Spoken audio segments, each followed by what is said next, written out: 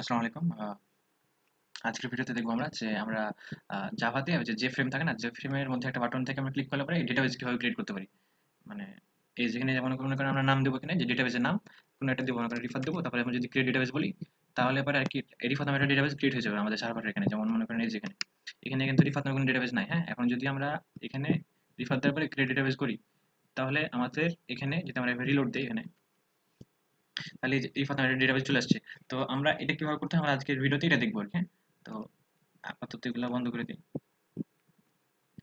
আর এটা কেমনে আসছে এটা তো বলছিলাম আগের ভিডিওতে। আচ্ছা, তারপরে আরো বলি যে এই যে জ্যাম নামে এটা অন রাখতে হয়েছে আমাকে, যে এখানে অ্যাপাচি আর এসকিউএল অন রাখতে হয়েছে সার্ভার। তারপরে আমরা এখানে কি করছি যে পিএইচপি মানে এখানে আসার পরে যে একটা ট্যাব ওপেন করার পরে লোকাল হোস্ট আর এই যে সার্ভার এবং পিএইচপি মাই অ্যাডমিন এটা দিতে হয়েছে।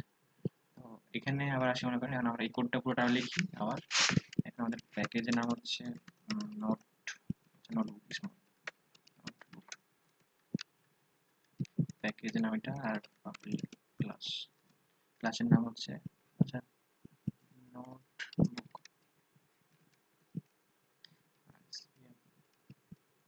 আচ্ছা, এখন আমরা একটা কনস্ট্রাক্টর কল করব আমাদের নোটবুক ক্লাসের। তারপরে আমরা সবকিছু কনস্ট্রাক্টরের মধ্যে করবো আর কি। যেমন এখানে পাবলিক নোটবুক। হ্যাঁ, এখন এখানে আমরা একটা ফ্রেম বানাবো আপাতত প্রথমে, যে তাহলে মনে করেন সেট বাউন্ডস দেওয়া লাগবে আমাকে। সেট বাউন্ডস, এখন সেট বাউন্ডসের পরে এদিকে আমাদের প্রথমে ফ্রেমের সাইজটা দেওয়া লাগবে, যে ফ্রেমটা আমাদের কতটুকু কি হবে। তো আমরা চাই যে বাম দিক থেকে মনে করেন যে 500 মতো সরে আসুক, আর চারিদিকে দেখতে লাগে 500 এদিকে আর এদিকে 100। আর এমনি ফ্রেমের সাইজটা হোক যে 500 মতো, আর মানে 500 উইডথ আর 350 হাইট। তারপরে আপনার আমাকে একটা set default default close close operation এখানে, যে frame dot exit on close. হ্যাঁ, এখন তারপরে আচ্ছা সরি, আমাকে আগে তো এক্সটেন্ড করা লাগবে ফ্রেম এখানে এক্স এক্স ফ্রেম। এইবার আমরা কি করবো এখন মনে করেন আচ্ছা দেখার ব্যবস্থা হয়নি এখন, সেট লেআউট করা লাগবে আবার। সেট লেআউট নাল, তারপরে হচ্ছে সেট। তো আমাদের প্রোগ্রাম তো মনে করেন সবসময় মেন মেথড থেকে রান শুরু হয় আর কি। হ্যাঁ, তো মেন মেথডে আসবে, তারপরে দেখবে যে একটা কনস্ট্রাক্টর কল এসে এখানে এই যে নিউ নোটবুক, তখন এই কনস্ট্রাক্টর চলে আসবে, আসার পরে দেখবে যে বাউন্স এইগুলো দেখবে আর কি। তখন আমাদের একটা ফ্রেম শো করার কথা। এখন হচ্ছে রান করে দিই একবার। হ্যাঁ, একটা ফ্রেম আসতেছে, আমরা এখন এটাকে ক্লোজ করি আপাতত। আর টাইটেল দিই আমাদের ফ্রেমের সেট টাইটেল। এখন create database, create database with button, আমাদের টাইটেল এখানে আসবে এই যে ক্রিয়েট ডেটাবেস উইথ বাটন। তারপরে এখন আমরা আচ্ছা আমরা এখন মনে করেন যে আরো কিছু অ্যাড করতে চাই এখানে, আমাদের যাতে যে ব্যবহার করে সে যাতে বুঝতে পারে তার জন্য, যে এখানে আমরা লিখে দেবো যে ফিল আপ দ্য ফর্ম বা টেক্সট ফিল থাকবে যেটা, সেটাকে টু ক্রিয়েট ডেটাবেস। মানে তাহলে আমাদের এখানে টেক্সট ফিল্ড একটা অ্যাড করবো। তো আমরা যে ওই টেক্সট ফিল্ডের মধ্যে যেটা ইনপুট দিবে সেই নামের একটা ডেটাবেস ক্রিয়েট হবে। তো আমরা ওখানে প্রথমে একটা লিখবো, লেখা থাকবে এখানে যে fill up the form to create database. তো ওই লেখাটা আমরা লেভেলের মধ্যে রাখতে চাই, তার জন্য আমরা যে লেভেল ইউজ করবো এলপি নিউ যে। আর নামটা ওইখানে থাকবে লেখা আছে fill up the form to create database. তারপরে আচ্ছা এগুলোকে ইম্পোর্ট করা লাগবে না।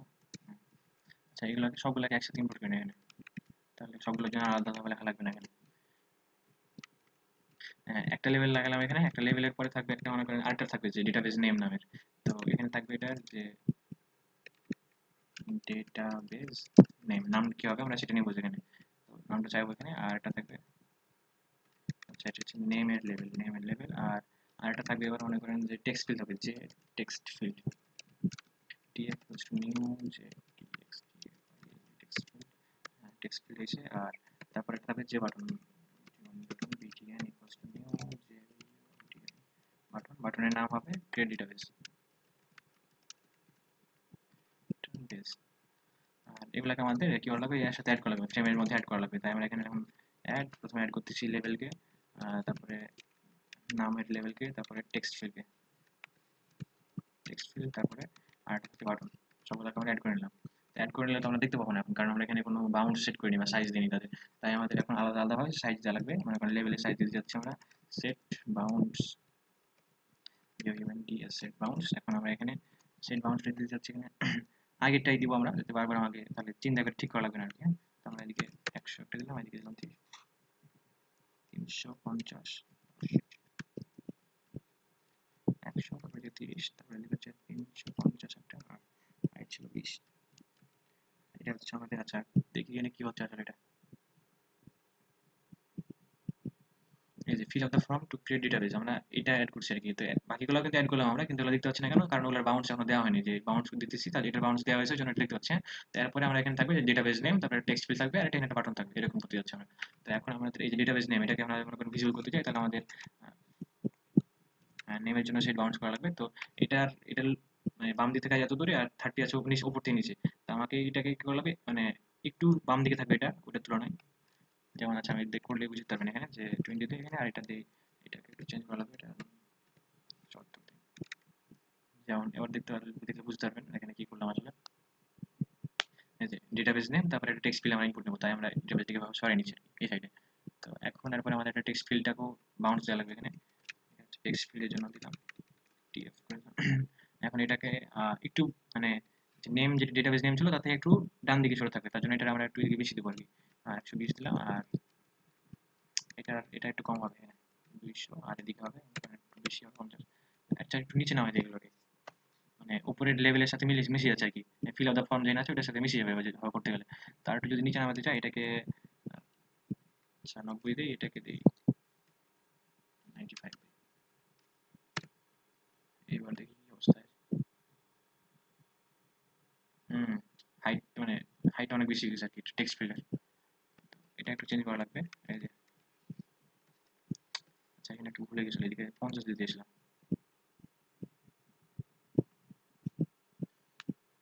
হুম, তো আরেকটু দিকে সরবে, টেক্সট ফিল্ড আরেকটু দিকে সরবে, আর ডেটাবেসটা একটু নিচে নামবে। তো এখন ডেটাবেসের জন্য যেটা দিয়েছিলাম আর কি, এই যে এটা তাহলে একটু নিচে নামবে। মানে আমি যদি 100 করে দিই এখানে, আর এটাকে করে দিই আর একটু দিকে যাবে, মানে এদিকে 40 অথবা 50।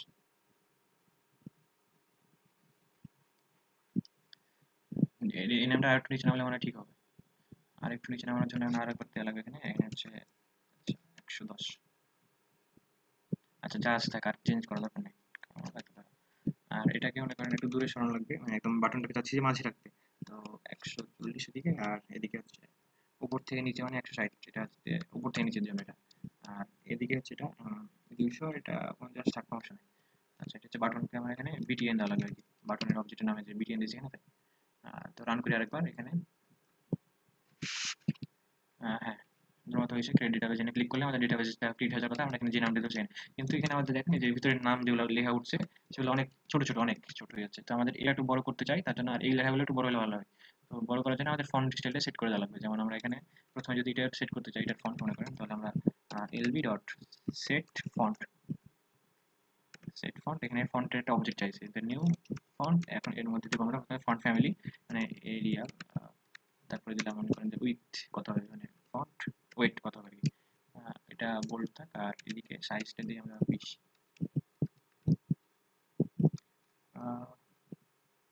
কি রোলটা,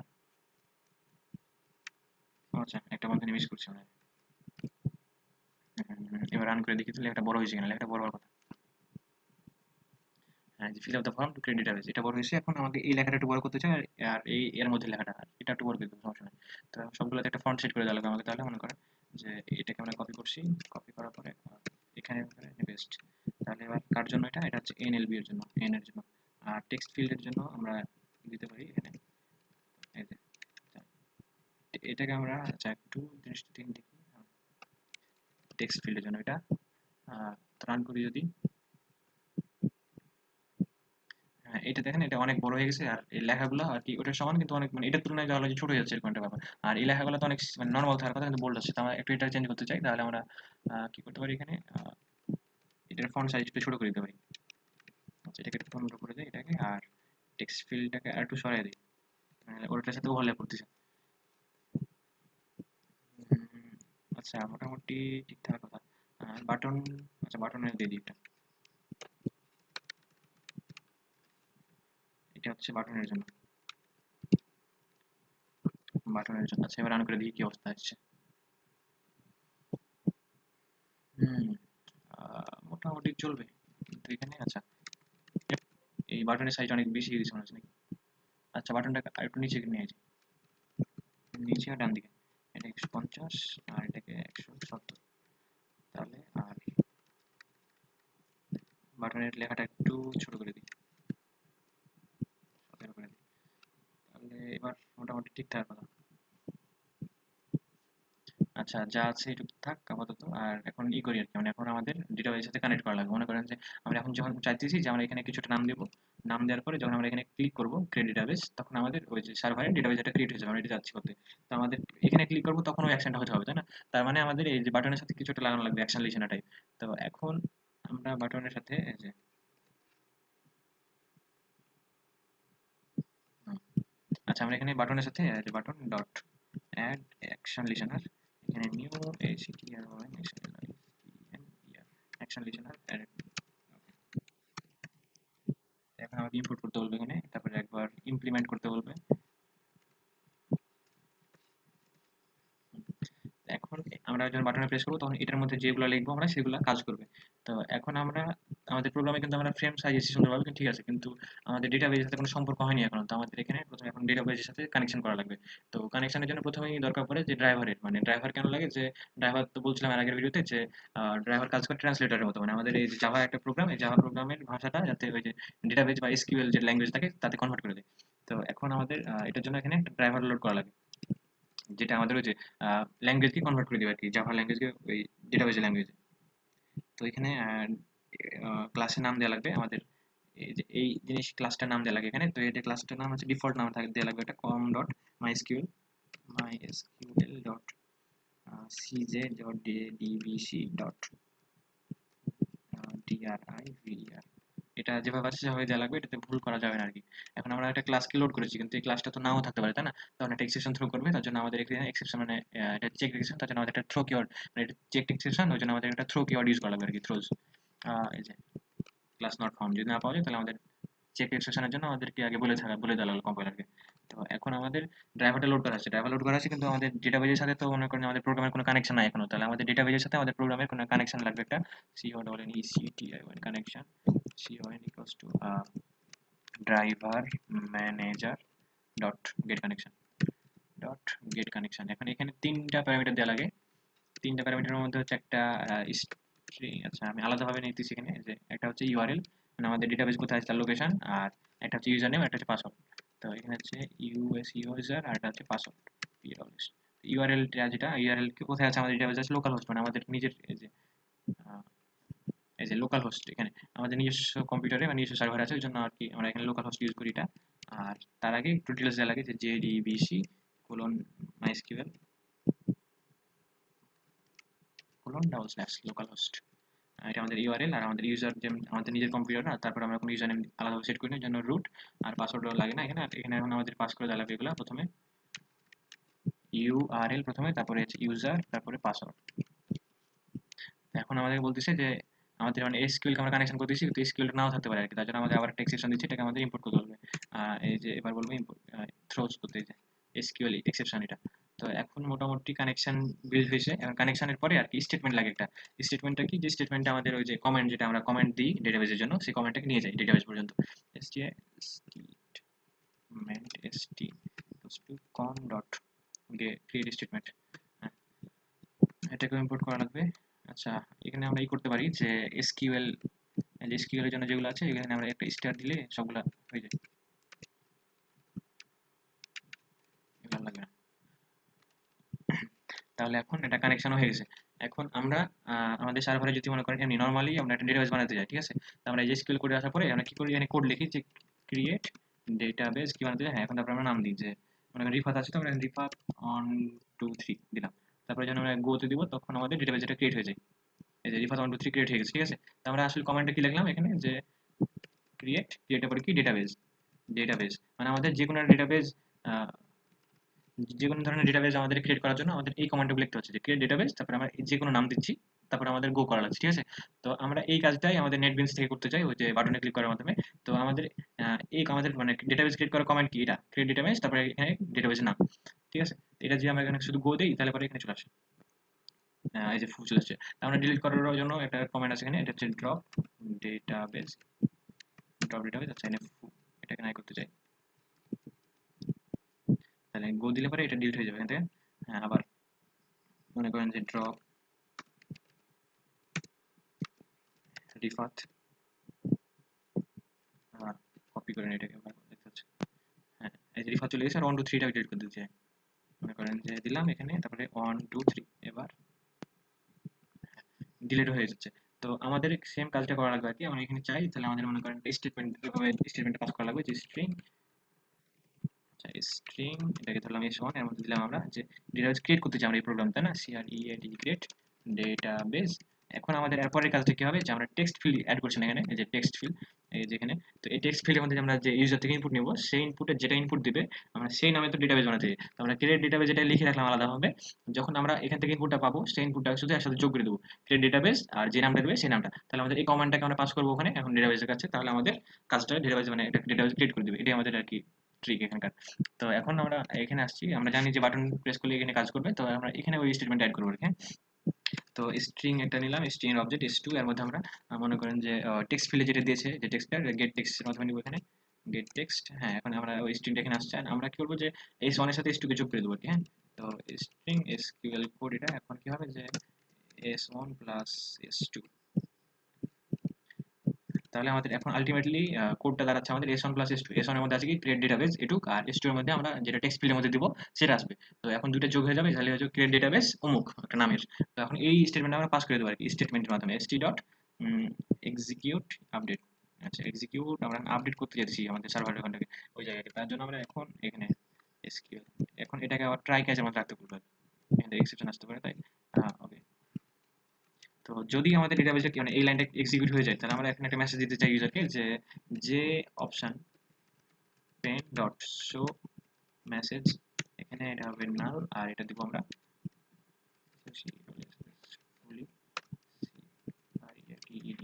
সাকসেসফুলি ক্রিয়েটেড।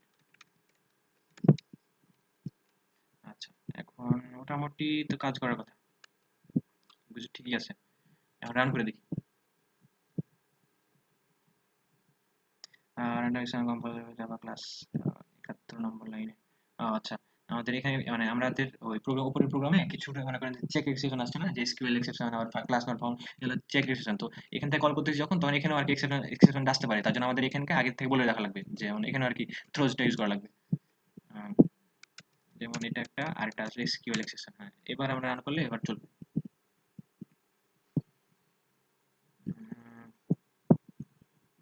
আচ্ছা, এবার বলতেছি কি যে communication link failure, my JDBC exception in main com.jdbc exception। এখানে কি স্পেলিং ভুল করছি, com.mysql.cg cj com.mysql.cj.jdbc ড্রাইভার, ঠিক আছে। তারপরে JDBC আর com mysql লোকাল হোস্ট। তাহলে প্রবলেম হচ্ছে কোথায়, প্রবলেমটা কোথায় হচ্ছে,